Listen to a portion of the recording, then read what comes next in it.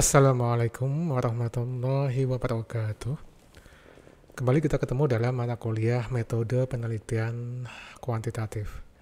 Pada kesempatan perkuliahan kali ini, kita akan mempelajari mengenai teknik penyajian data dalam penelitian yang menggunakan metode penelitian kuantitatif.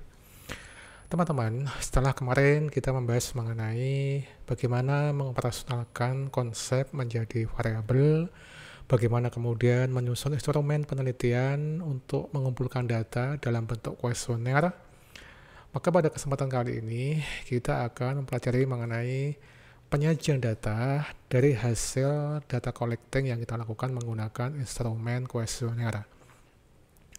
Dalam penelitian kuantitatif, penyajian data ini menjadi penting untuk kita pelajari dengan detail. Mengapa? Karena semua data yang kita dapatkan melalui instrumen kuesioner itu adalah data yang masih mentah yang mesti kita olah untuk bisa kita sajikan secara informatif kepada pembaca hasil penelitian kita. Dan kemudian dari sajian yang rapi, sistematis itu kemudian kita lanjutkan untuk melakukan analisis inferensial menggunakan statistik parametrik untuk menarik kesimpulan dari hasil uji hipotesis yang kita lakukan. Nah, untuk itu maka pada kesempatan kuliah kali ini kita akan mempelajari mengenai teknik penyajian data dan kemudian nanti kita lanjutkan dengan teknik analisis awal yang berupa pengukuran tendensi sentral atau pemusatan data dalam penelitian kuantitatif. Baik teman-teman, untuk lebih jelasnya mari kita ikuti slide demi slide guna memahami materi perkuliahan pada perkuliahan kali ini. Baik,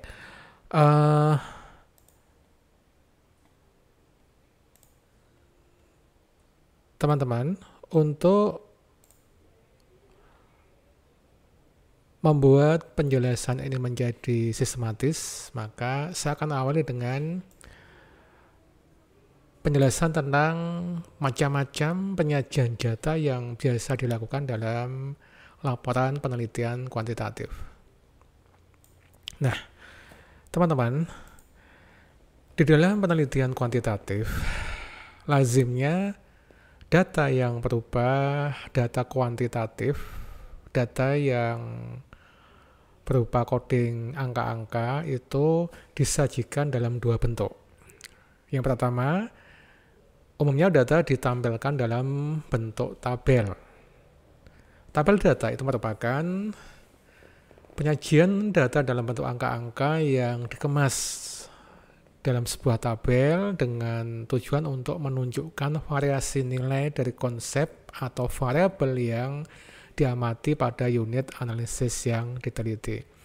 Jadi ketika kita menyebarkan kuesioner, sebetulnya kita itu mengukurkan variabel terhadap unit analisis yang kita pilih. Gitu ya. Jadi nanti data itu sebetulnya adalah data yang berupa variasi nilai dari variabel yang kita ukurkan kepada unit analisis penelitian kita. Nah, unit analisis ini kemudian sering kita sebut sebagai responden ketika kita menggunakan penelitian survei. Gitu ya.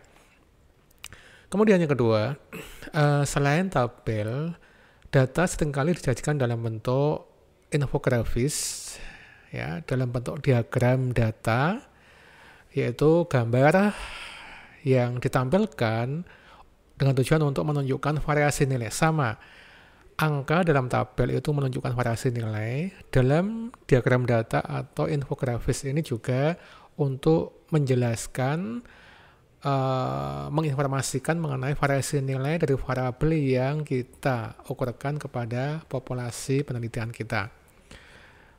Cuman beda bentuk penyajiannya antara tabel data dan diagram data atau yang kemudian saat ini lazim disebut sebagai infografis. Baik, nah teman-teman, terkait dengan data yang kita sajikan dalam penelitian kita, itu data bisa kita bedakan menjadi dua macam. Ya. Ada data yang bersifat diskrit dan ada data yang bersifat kontinu. Data diskrit itu adalah data yang menunjukkan bilangan, pencacahan, ya. Dan bilangan atau pencacahan ini menggambarkan variasi nilai variabel atau nilai konsep yang kita amati pada responden atau unit analisis yang kita teliti. Bedanya adalah dalam data diskrit ini datanya hanya berupa pencacahan bilangan yang bersifat tidak berkesinambungan. Kemarin sudah kita singgung mengenai tingkat pengukuran dalam variabel kita. Ada tingkat pengukuran yang disebut sebagai skala nominal. Nah, skala nominal ini nanti datanya akan berupa data yang diskrit, ya. Jadi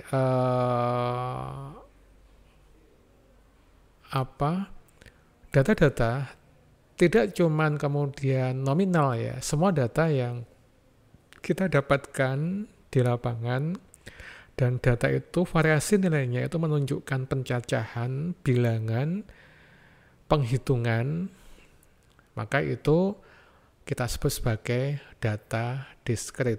Misalnya data mengenai jenis kelamin, data mengenai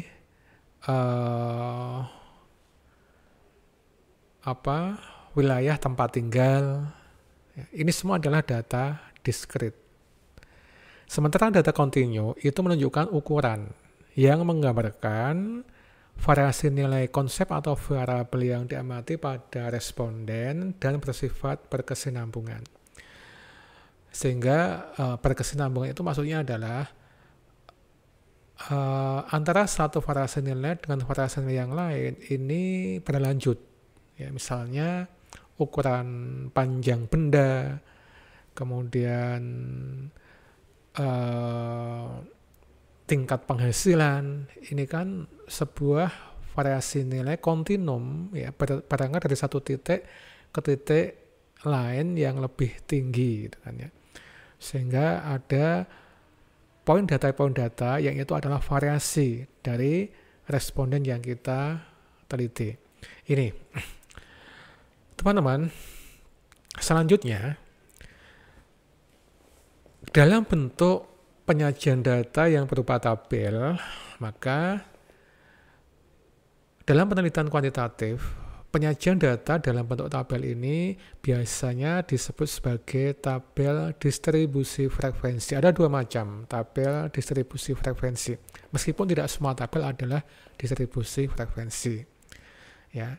Tetapi umumnya kalau kita bicara mengenai penyajian data variasi nilai dari variabel yang kita teliti pada unit analisis penelitian kita, maka bentuk tabelnya adalah tabel distribusi frekuensi. Nah, ini nanti yang akan kita bahas teknik pembuatannya bagaimana, gitu ya. Sekilas untuk pengantar di awal, saya jelaskan bahwa tabel distribusi frekuensi ini ada dua macam. Yang pertama adalah tabel distribusi frekuensi tunggal, seperti ini, ya. Hanya ada data yang disajikan dengan tunggal, ya. Misalnya ini data tentang nilai mata kuliah statistik pendidikan pada semester 4 di antara 40 mahasiswa. Jadi ini adalah data tentang nilai hasil ujian pada mata kuliah statistik dari 40 orang siswa. Kalau kita lihat, variasi nilainya itu ada 4, 3,5, 3, dan 2,5. Hanya ada 4 variasi nilai ini. Variasi nilai 4, 3,5, 3,0, 2,5 ini menyebar di antara 40 mahasiswa yang ikut ujian. Frekuensi itu adalah berapa dari 40 orang ini yang mendapatkan nilai 4. Kemunculan nilai 4 pada 40 orang ini disebut sebagai frekuensi, sehingga disebut sebagai tabel distribusi frekuensi. Yang mendapat nilai 4 atau nilai 4 ini, ya, nilai 4 ini frekuensi kemunculannya pada 40 mahasiswa ini adalah 6. Dengan kata lain, ada 6 mahasiswa yang mendapatkan nilai 4. Nilai 3,5 frekuensi kemunculannya di antara 40 mahasiswa itu adalah 9. Atau dengan kata lain ada 9 mahasiswa yang mendapatkan nilai 3,5. Nilai 3,0 frekuensi kemunculannya pada 40 mahasiswa itu adalah 19. Yang paling banyak ini. Ada 19 mahasiswa yang mendapatkan nilai 3,0. Sementara nilai 2,5 ini frekuensinya adalah 6. Nah ini, kalau dihitung ke bawah, total ini adalah 40. N jumlah unit analisis yang kita teliti itu adalah 40. Oke.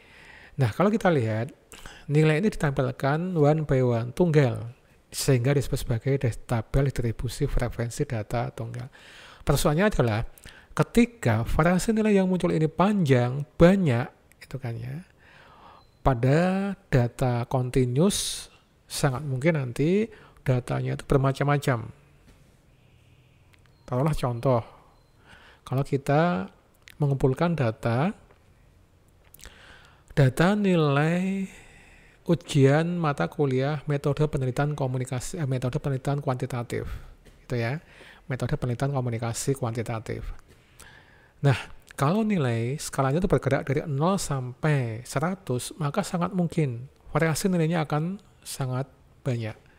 Mungkin yang nggak belajar akan dapat nilai 10, ada yang mendapat nilai 15, ada yang mendapat 20, ada yang 50, banyak sekali variasinya. Nah, ketika variasi nilai itu terlalu banyak, kalau kemudian disajikan dalam bentuk data tunggal, maka tabelnya menjadi tidak ringkas dan pola pembacaannya menjadi tidak memusat. Susah bagi orang untuk menarik informasi, mengambil informasi dari data yang terlalu panjang seperti itu. Sehingga muncul cara kedua untuk menampilkan data dalam bentuk tabel adalah tabel distribusi frekuensi data kelompok. Datanya dikelompokkan dulu, ya. Datanya dikelompokkan terlebih dahulu. Misalnya skalanya nilainya adalah 0 dari 100. 0 ketika nggak ngerjakan sama sekali atau ngerjakan semua salah, 0 gitu kan ya. 100 berarti ketika semua soal dikerjakan dengan benar dapat 100. Tetapi kalau dari 100 skor itu, misalnya soal yang diujikan itu adalah 50 soal, masing-masing soal punya bobot skor 2, berarti kalau betul 1 dapat 2 gitu kan, betul 3 dapat 6, betul 4 dapat 8, betul 50 dapat 100. Sangat mungkin nanti variasi nilainya akan banyak sekali. Nah, dalam contoh ini, variasi nilai yang muncul adalah bergerak dari skor 51 sampai skor 100. Ya, skor 51 sampai skor 100. Nah, ini kalau dibuat dalam sajian data tunggal, di antara 51 sampai 60 ini ada mungkin skor yang berupa 54, itu ya, 56, gitu. Sehingga kalau disajikan dalam bentuk data tunggal akan panjang sekali datanya, menjadi kurang informatif. Sehingga dibuat dalam bentuk tabel distribusi frekuensi data kelompok. Sehingga variasi nilai atau variasi data itu dikelompokkan. Di sini kelompoknya adalah nilai antara 51 sampai 60, 61 sampai 70, 71 sampai 80, 81 sampai 90, 91 sampai 100. Sehingga hanya ada 1, 2, 3, 4, 5. 5 kelas data yang disajikan dalam tabel distribusi frekuensi data kelompok. Sehingga semua nilai yang ada di antara 51 sampai 60 ini dihitung frekuensinya muncul pada baris pertama ini. 5 ini bisa jadi adalah nilainya 51 itu kan ya, kemudian ada yang 54, ada yang 56, ada 58, ada 60. Mereka frekuensinya itu ada pada rentang kelas antara 51 sampai 60. Ini teman-teman. Ada dua tabel distribusi frekuensi, tabel distribusi frekuensi tunggal, data tunggal, dan tabel distribusi frekuensi data kelompok. Baik, nah kalau infografis atau penyajian data menggunakan grafis, ya, grafis data, maka variasi nilai itu diwakili oleh gambar-gambar. Dalam hal ini adalah diagram batang, gitu kan ya, bahwa ada data yang berpotongan antara di sana pemakaian jumlah mobil di daerah A antara tahun 1987 sampai 1989. Ini tahunnya 87, 88, ada 3 tahun data yang ditampilkan. Ini jumlah mobilnya. Ya, aksis horizontal ini adalah tahunnya, kemudian yang vertikal ini adalah jumlah mobilnya. Pada tahun 1987 ada 1000 mobil. Dilihat dari diagram batangnya ini lurus pada angka 1000. Tahun 1987 itu ada 1250. Nah ini infografis. Pada riset aplikatif, ya, infografis ini sangat membantu untuk menginformasikan hasil risetnya kepada publik, ya. Misalnya data dari survei elektabilitas calon bupati misalnya, biasanya kemudian akan ditampilkan dalam bentuk infografis seperti ini. Baik, itu dua macam cara kita bisa menyajikan data dalam penelitian kuantitatif. Baik. Oke, nah kita akan fokus pada bagaimana kita membuat tabel distribusi frekuensi. Apa itu tabel distribusi frekuensi? Ada 3 aspek minimal yang harus Anda pahami mengenai tabel distribusi frekuensi. Yang pertama, tabel distribusi frekuensi itu merupakan alat penyajian data statistika yang berbentuk kolom dan lajur. Jadi nanti ada materi kolom dan lajur, ya, untuk menyajikan angka-angka yang dapat menggambarkan frekuensi variasi nilai dari variabel penelitian yang diamati pada sampel penelitian. Sekali lagi, angka-angka itu nanti akan menunjukkan variasi nilai, ya, kemudian berapa kemunculan dari variasi nilai yang kita dapatkan pada data collecting atau pengumpulan data menggunakan instrumen kuesioner yang kita ukurkan kepada sampel penelitian kita. Terdapat 2 macam tabel distribusi frekuensi, yaitu tadi saya sudah jelaskan, ya, tabel distribusi frekuensi data tunggal dan tabel distribusi frekuensi data kelompok. Nah, tabel distribusi frekuensi data kelompok itu sangat diperlukan ketika kita memilih variasi nilai data yang banyak. Tadi saya sudah jelaskan, ya, yaitu ketika variasi nilai dari variabel yang kita amati memiliki rentang yang panjang, sehingga kemunculan variasi nilainya, variasi datanya itu banyak sekali. Sehingga kalau ditampilkan dalam bentuk tabel distribusi frekuensi data tunggal akan menjadi panjang tabelnya. Bagaimana cara membuat tabel distribusi frekuensi kelompok? Nah, sebelum ke sini, kalau untuk tabel distribusi frekuensi tunggal gampang. Tadi udah contohnya di slide pertama tadi, ya. Meskipun pendek tadi, ya. Pendek gampang. Anda tinggal menuliskan variasi nilainya dari yang paling kecil ke yang paling besar. Yang paling kecil di paling atas tadi, ya. Ini kan yang paling kecil di paling atas, mestinya diurutkan mestinya. Kalau ini di paling bawah, nggak apa-apa. Umumnya kemudian yang paling kecil di paling atas, karena orang biasanya bacakan atas ke bawah bukan bawah ke atas, ya. Oke. Ini diurutkan, intinya diurutkan dari yang paling kecil ke paling gede. Kemudian nanti masing-masing variasi nilai ini kita catat, kita isikan pada tabel frekuensinya. Ini angka kemunculan datanya.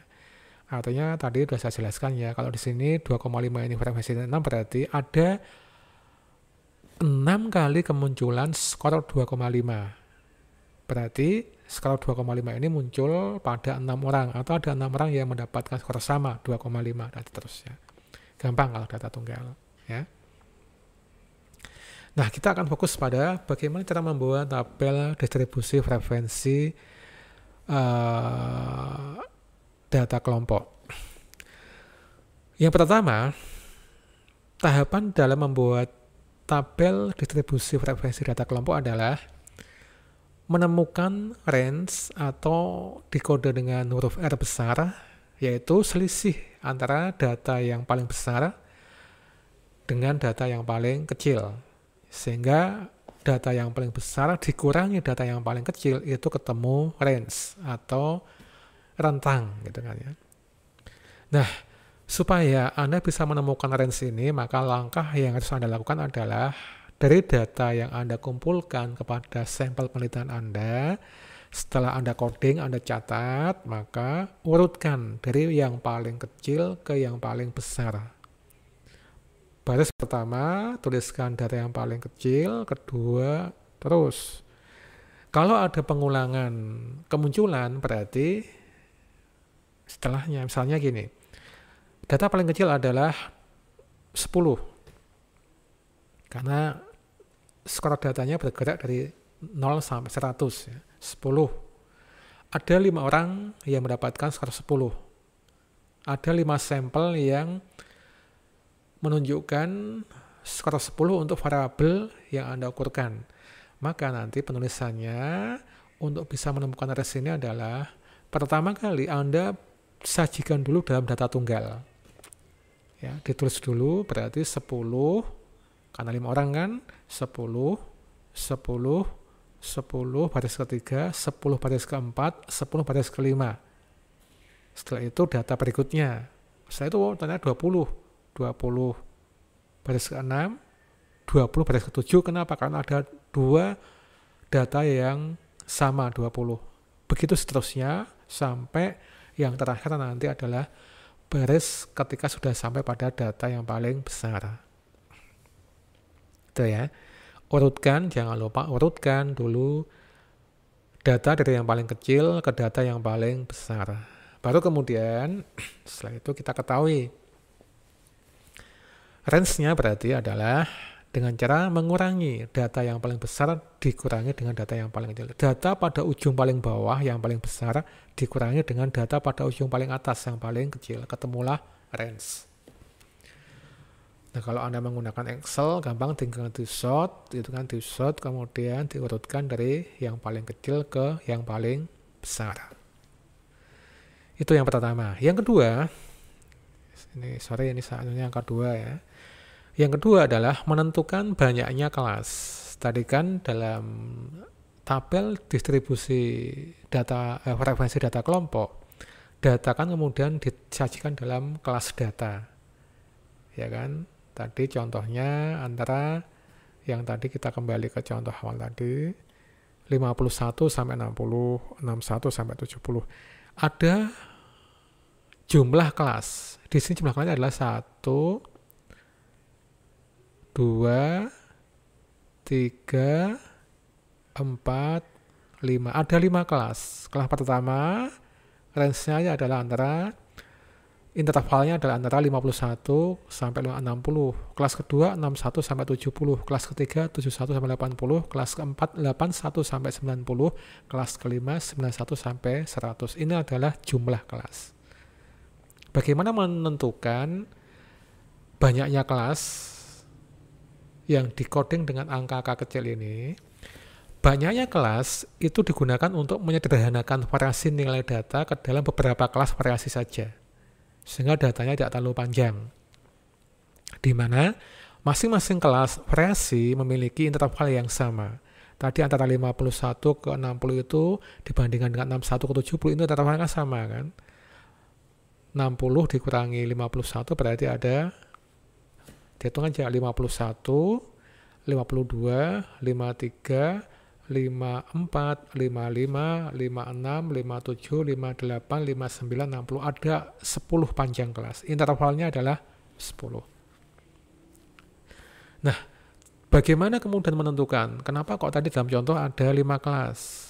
Kalau nanti jumlah, apa yang membedakan, apa yang membuat perbedaan jumlah kelas?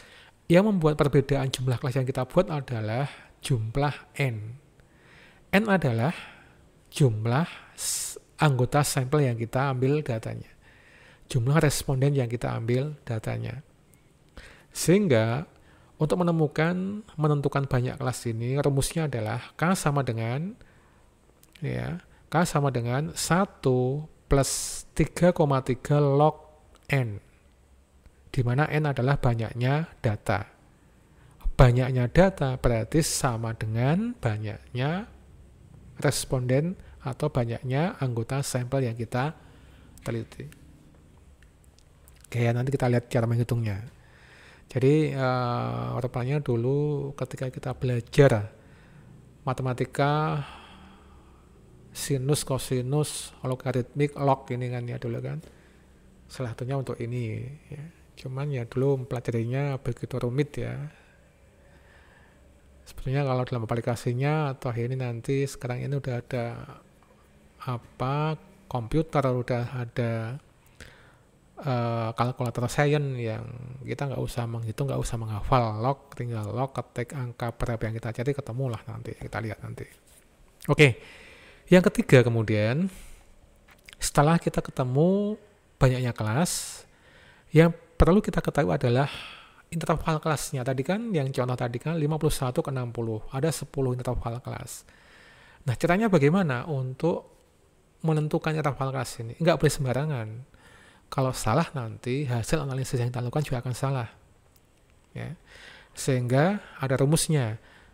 Interval kelas adalah lebar antara batas kelas bawah dan batas kelas atas. Batas bawah kelas dan batas atas kelas pada setiap kelas variasi nilai atau kelas variasi data. Jadi kalau tadi, pada contoh tadi, maka pada variasi yang pertama, pada kelas data yang pertama, yaitu yang 51 sampai 60, itu berarti batas bawah kelasnya adalah 51 dan batas atas kelasnya adalah 60. Nah, kalau kita lihat dari kelima kelas tadi itu, interval kelasnya sama. Rumusnya adalah I kecil ini salah ya. Biasanya I langsung kemudian otomatis di awal dia menjadi gede. Harusnya I kecil ini ya. I kecil ini adalah sama dengan R range dibagi jumlah kelas atau banyaknya kelas. R bagi K itu ketemu interval kelasnya. Ini yang ketiga. Yang keempat kemudian menetapkan masing-masing kelas variasi nilai atau data. Ya. Setelah ketemu intervalnya, maka bagaimana kemudian membuat tadi kelas datanya. Oh, ketemu misalnya ada 5 kelas. Terus kelas pertama itu datanya berapa sampai berapa?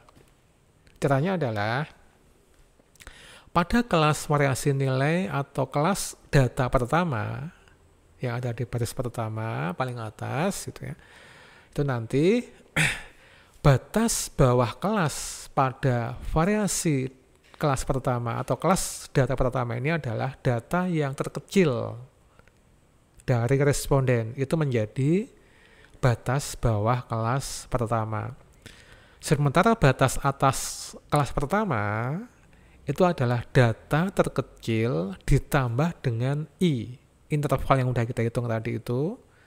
Ya, interval ini, interval yang pakai rumus ini, R bagi K, ketemu berapa? Jadi data paling kecil pada kelas yang bersangkutan, ya, data paling kecil pada data kita, ya, itu menjadi batas bawah kelas pertama, itu kan? Sedangkan batas atas kelas pertama adalah batas bawah kelas pertama ditambah dengan I dikurangi angka 1. Karena batas bawah kelas pertama adalah data terkecil, berarti batas atas kelas pertama ini adalah data terkecil ditambah dengan I dikurangi 1. Kemudian nanti untuk kelas variasi nilai atau kelas data yang kedua, berarti batas bawah kelas kedua ini berapa? Batas bawah kelas kedua ini sama dengan batas atas kelas pertama ditambah angka 1. Itu menjadi batas bawah kelas kedua. Batas atas kelas kedua berapa? Batas atas kelas kedua adalah batas bawah kelas kedua ditambah I dikurangi 1. Dan seterusnya. Berarti kalau kelas variasi nilai atau kelas data ketiga, maka batas bawah kelas ketiga adalah batas atas kelas kedua ditambah 1. Ya. Batas atas kelas kedua ditambah 1. Sementara nanti batas bawah kelas ketiganya adalah batas bawah kelas ketiga ditambah I dikurangi 1. Paham ya? Sekali saya ulangi. Bagaimana kalau kelas variasi nilai atau kelas data ketiga? Batas bawah kelas ketiganya itu berapa? Rumusnya adalah batas atas kelas kedua ditambah 1 itu menjadi batas bawah kelas ketiga. Terus batas atas kelas ketiga berapa? Batas atas kelas ketiga adalah batas bawah kelas ketiga ditambah I dikurangi 1. Terus sampai sejumlah kelas yang sudah kita hitung dengan rumus K sama dengan 1 plus 3,3 log N. Kalau ketemunya adalah 5 kelas, maka ya sampai kelas variasi nilai yang ke-5. Baik, itu yang ke-4. Yang ke-5, langkah berikutnya adalah menentukan frekuensi data dengan cara menuliskan jumlah data yang ada untuk masing-masing kelas variasi nilai data. Kan ada rentangnya antara sekian sampai sekian, maka semua skor data yang masuk pada rentang tadi itu dihitung sebagai frekuensi pada kelas yang bersangkutan. Itu yang ke-5. Yang ke-6 kemudian menentukan frekuensi relatif. Supaya apa? Supaya kita tahu berapa persentase masing-masing kelas dibandingkan dengan total data yang ada. Frekuensi relatif ini membuat kita mudah membaca berapa sih pada kelas tertentu gitu kan ya. Berapa persen data pada kelas tertentu dibandingkan dengan total data yang ada. Yang ketujuh, supaya nanti pada masing-masing kelas itu gampang menghitungnya atau gampang membacanya ya, maka kita juga perlu menampilkan frekuensi kumulatifnya, yaitu kumulatif dari frekuensi pada kelas tertentu setelah melewati kelas sebelumnya. Sehingga kalau pada kelas pertama ada frekuensi 5, kelas kedua ada frekuensi 10, berarti data kumulatifnya ada sudah 15 data yang kita tampilkan, dan seterusnya. Ya. Baik teman-teman, supaya lebih mudah memahaminya, kita akan pakai contoh sebagai berikut. Berikut ini adalah hasil pengumpulan data mengenai nilai uji kompetensi pertama untuk mata kuliah metode penelitian kuantitatif. Skala nilai bergerak dari 0 sampai 100. Ada 30 data dari 30 mahasiswa. Ada 30 data dari 30 bervariasi, ada yang dapat nilai 50, 55, 75, 80, 60. Ya. Karena biasanya nomor presensi itu urut abjad, maka Anda lihat di sini nilainya masih acak-acakan ya. Tidak urut 50, setelah itu 75, setelah itu 55, 55 ada 50 lagi terusnya. Karena kita mengikuti sortnya by name. Data yang ada di presensi urut abjad kan itu biasanya. Nah, supaya kita bisa membuat tabel distribusi frekuensi data kelompok, maka tadi pertama adalah kita urutkan dulu data ini dari yang paling kecil ke paling besar. Ya, 50 ngumpul jadi 150, saya itu 55, beralih ke 60, beralih 75, 80, 85. Kalau kita lihat di sini, ya, bayangkan kalau kemudian di sini ada data tunggal kan panjang sekali nih kalau ditampilkan ya. Maka udah sekarang kita buat dalam distribusi frekuensi data kelompok. Yang pertama adalah kita temukan range-nya. Range-nya adalah data paling besar dikurangi data paling kecil. 85 data paling besar dikurangi 50 data paling kecil. 85 kurangi 50 ketemu 35. Ini adalah range. Ya, nanti kita pakai untuk menemukan banyaknya kelas. Itu kan? Range-nya 35. Yang kedua kemudian kita menghitung banyaknya kelas. Range tadi kita pakai untuk menemukan interval kelas ya. Setelah ketemu range-nya, baru kemudian kita cari banyaknya kelas. Banyaknya kelas adalah K sama dengan 1 plus 3,3 log N. Jangan lupa datanya harus sudah diurutkan. Ya, nah N itu apa? N itu banyaknya data. Dari data mentah ini diketahui dari nomor urutnya ini ada 30 data kan gitu kan. Pada 1, Andi, Bubu, Cek, Rindi ada 30 data yang variasi nilainya bergerak dari 50 sampai 85. Oke. Kita masukkan aja ke rumus. K sama dengan 1 plus 3,3 log 30. K sama dengan 1 plus 3,3 kali 1,477. 1,477 ini adalah log dari 30. Itu ya. Sehingga ketemulah 5,87 dibulatkan menjadi 6. Tidak bisa jumlah kelas pecah. Harus utuh. Kalau 5,5 bulatkan ke atas. Kalau di bawah 5,5 bulatkan ke bawah. Ya. Karena 5,87 berarti bulatkan menjadi 6. Berarti nanti ada 6 kelas nilai yang kita akan sajikan. Oke ya. Kemudian menemukan interval kelas atau I. I rumusnya gampang. R dibagi K. R ini 35 dibagi K 6. Ketemulah I. 35 bagi 6 ketemu 5,83 dibulatkan menjadi 6. I-nya adalah 6. Sama kebetulan. K-nya 6, I-nya 6. Oke, nah setelah itu baru kemudian kita menetapkan masing-masing kelas data atau kelas variasi nilai. Kelas pertama, batas bawah kelas pertama adalah tadi data paling kecil 50. Setelah diurutkan kan berarti yang paling atas ini paling kecil. Ini sort dari kecil ke besar gitu kan. 50. I-nya berapa? I-nya adalah 6. Berarti batas atasnya adalah 50 tambah 6 dikurangi 1. Ketemu 55. Oke. Kelas kedua, batas bawah kelas kedua adalah batas atas kelas pertama ditambah 1. 56. 55 tambah 1, 56.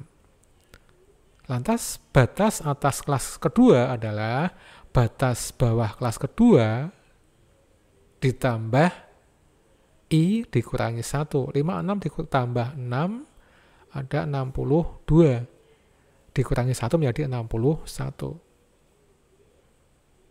Batas bawah kelas ketiga 62. Dari mana? 61 tambah 1. Batas atas kelas ketiga 67. Dari mana? 62 tambah 6 kurangi 1. 67. Batas bawah kelas keempat 68. Dari mana? 67 ditambah 1. Batas atas kelas keempat adalah 73. Dari mana 73 ini? 68 atau batas bawah kelas keempat ditambah I 6 dikurangi 1. Batas bawah kelas kelima 80. Dari mana? batas atas kelas keempat ditambah 1. 79 tambah 1, 80. Batas atas kelas kelima adalah batas bawah kelas kelima ditambah I dikurangi 1. 80 tambah 6 kurangi 1, ketemu 80. Semua nilai antara 50 sampai 85 bisa masuk pada interval 6 kelas ini. Oke ya, jelas ya, sampai sini menetapkan masing-masing kelas data. Baik, kemudian langkah berikutnya adalah menetapkan masing-masing kelas data atau menetapkan frekuensinya ya, menetapkan frekuensinya. Pada masing-masing kelas ini kita masukkan frekuensinya. Yang ada pada rentang atau kelas 50 sampai 55 ini berapa datanya? Lihat 50 sampai 55. Ini yang merah kotak ini dihitung 11 orang, ya, 11 data ada pada kelas 50 sampai 55. Pada data kelas data 56 sampai 61 ada berapa data? 56 sampai 61. 60 ini masuk situ kan ya. Oke, ada 4. Yang masuk pada kelas 62 67 ada enggak? Oh, enggak ada. 0. 68 73 ada enggak? Enggak ada. 0. 74 79 ada nggak? Ada. 75 ini kan tentang itu ada 5, 1, 2, 3, 4, 5, 5. 80 sampai 85 ada 10. Di total 30. Gampang ya.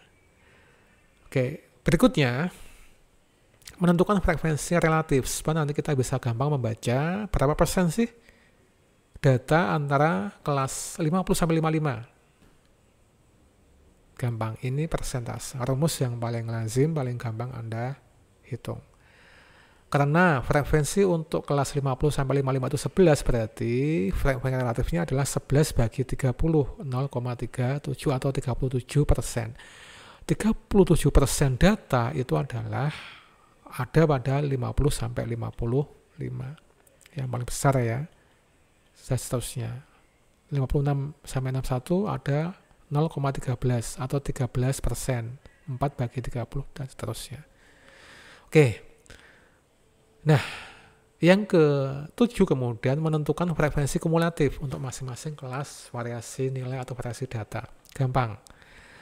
Pada kelas pertama ada 11. Ya, berarti kumulatifnya 11. Pada kelas kedua antara 56 sampai 62 ada 4 data. Berarti pada baris kedua ya, sebaris dengan kelas data kedua ini sudah ada 15 data yang muncul.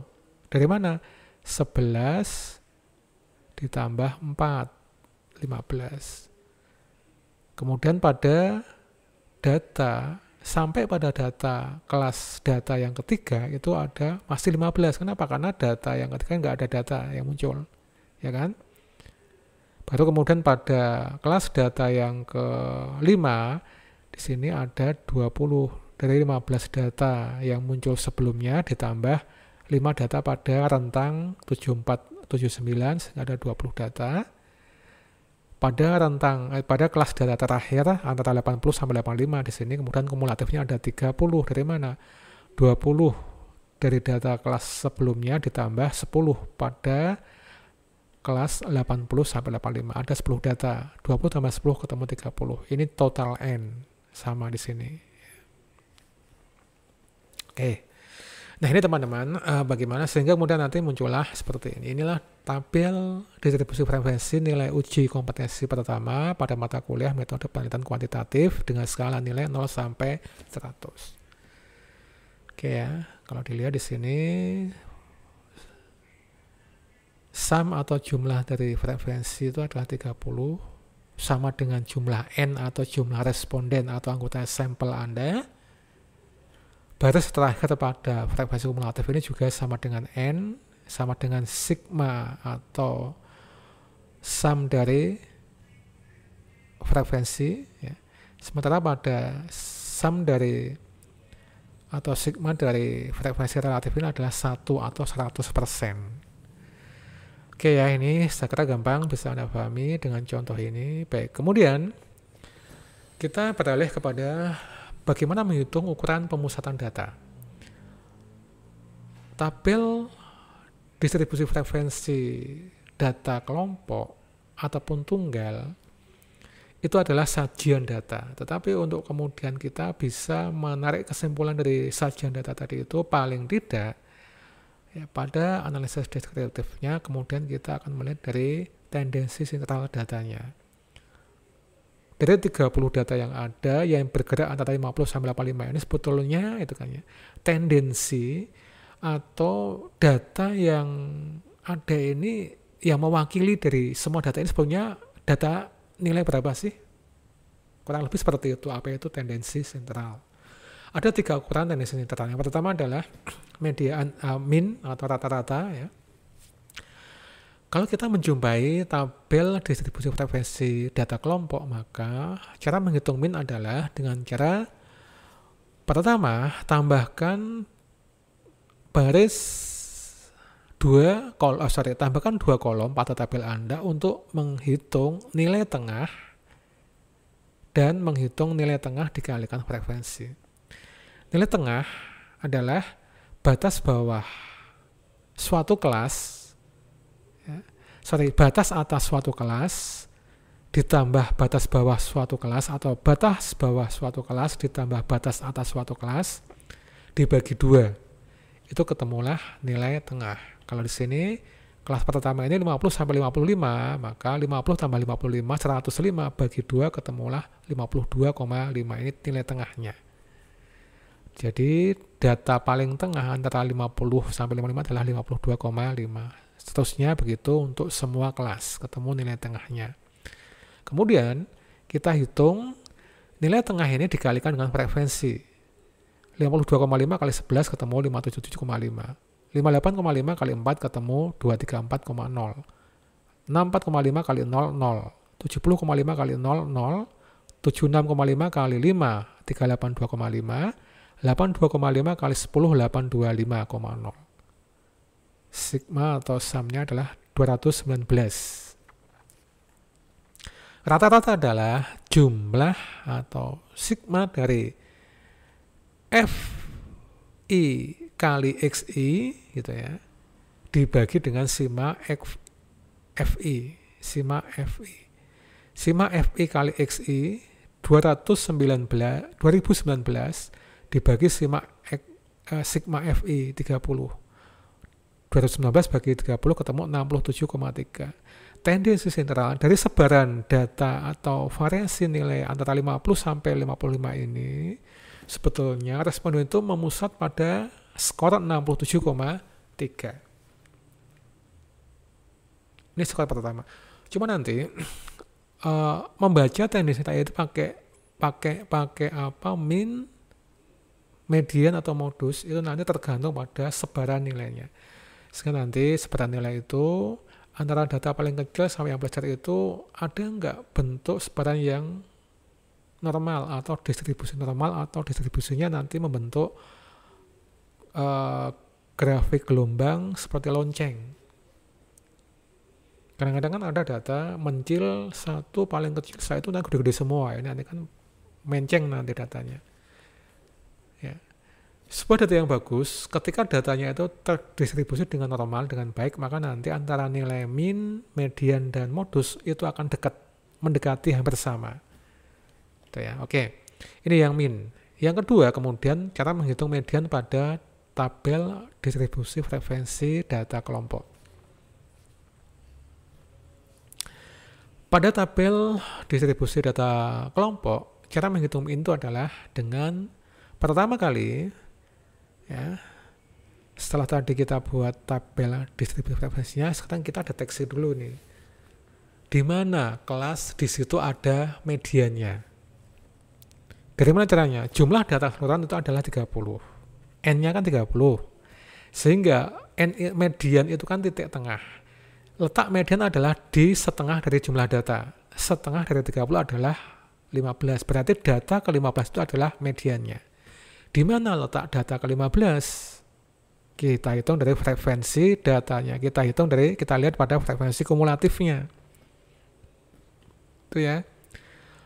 Pada baris pertama, kelas data pertama ini belum muncul ini median. Kenapa? Karena di sini baru ada 11 data yang muncul. Sementara sekali lagi median itu ada di mana? Ada di data ke-15. Mengapa? Karena N-nya 30.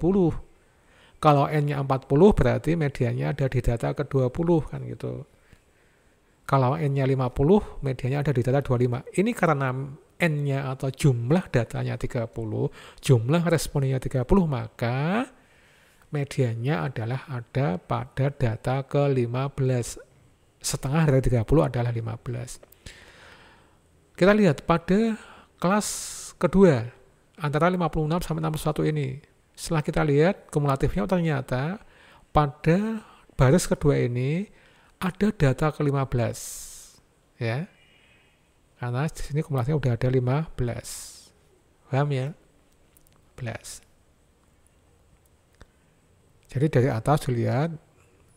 Nah, karena udah muncul di sini, oke, kita beri warna kuning di sini. Berarti pada kelas data 56 sampai 61 disinilah median itu berada. Pertanyaannya kemudian berapa nilai mediannya kan gitu. Kita baru tahu pada kelas data inilah, kelas data antara 56 sampai 61 inilah median itu berada. Tapi nilai datanya berapa? Cara menghitung nilai median adalah dengan cara ketemu seperti ini. Median itu adalah tepi bawah kelas median ditambah dengan setengah N, setengah total data, dikurangi frekuensi kumulatif sebelum kelas median, dibagi frekuensi kelas median, dikalikan I interval, yang tadi adalah angka 6. Sehingga kita lihat, tepi bawah kelas mediannya berapa? Kelas median itu mana ini? Yang kuning ini kan kelas median ini. Antara 56 sampai 61 berarti tepi bawahnya ada 50. Nah, ini harusnya di sini panah merahnya ya. Panah merah di sini ini. Kita koreksi deh. Oke. Kita koreksi supaya nanti nggak bingung.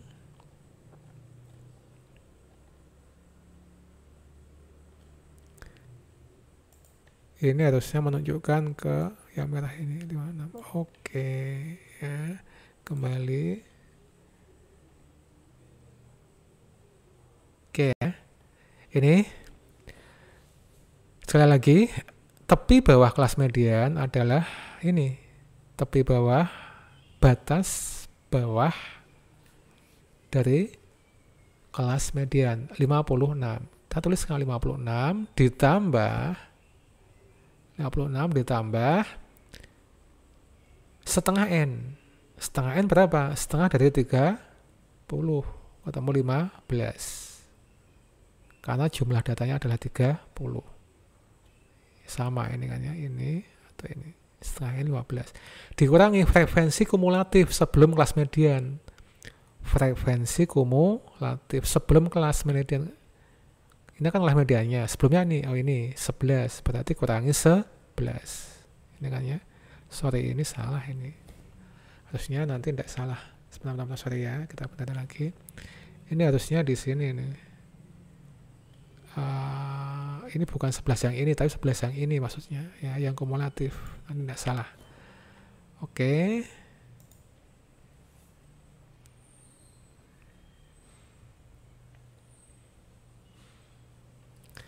Ya, kurangi frekuensi kumulatif sebelum kelas median 11.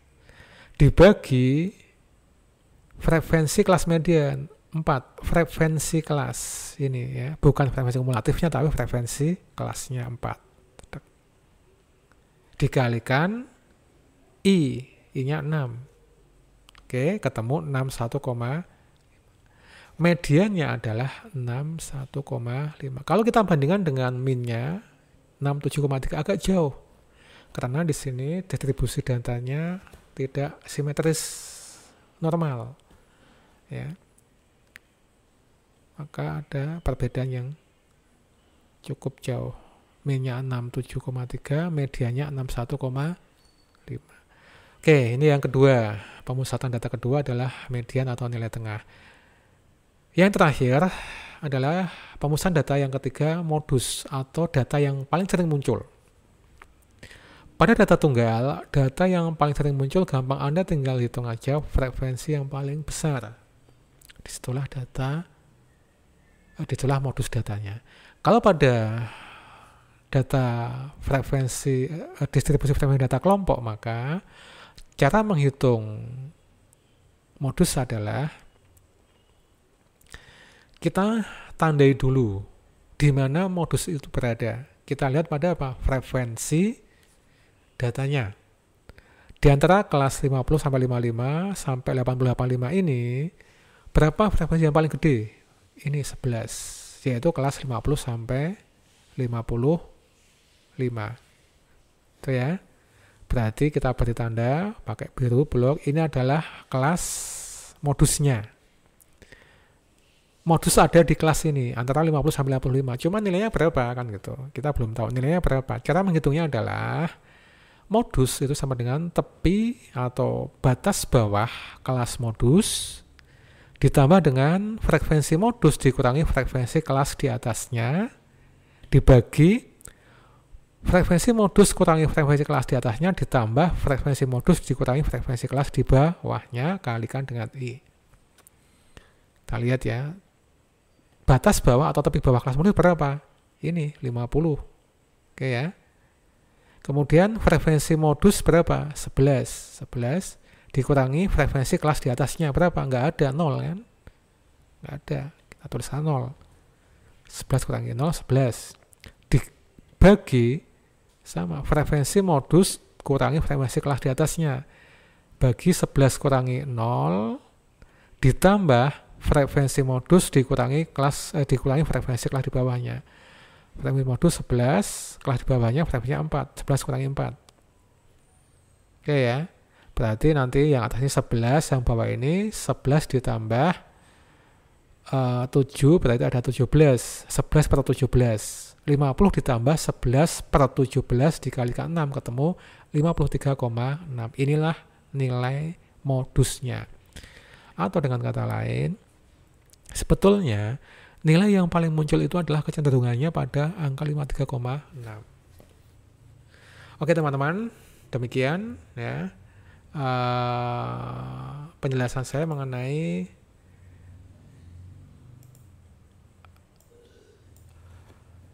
teknik penyajian data dalam metode penelitian kuantitatif, dan juga tadi ada bagaimana kemudian mengetahui tendensi sentral atau pemusatan data dari tabel distribusi data frekuensi yang kita buat. Dari tabel distribusi frekuensi data yang kita buat tadi itu berapa sih kecenderungan atau tendensi sentral dari data yang sesungguhnya ada pada diri skala responden yang kita teliti. Demikian teman-teman, mudah-mudahan bisa menjelaskan, dan sekian dari saya. Terima kasih atas perhatiannya. Assalamualaikum warahmatullahi wabarakatuh.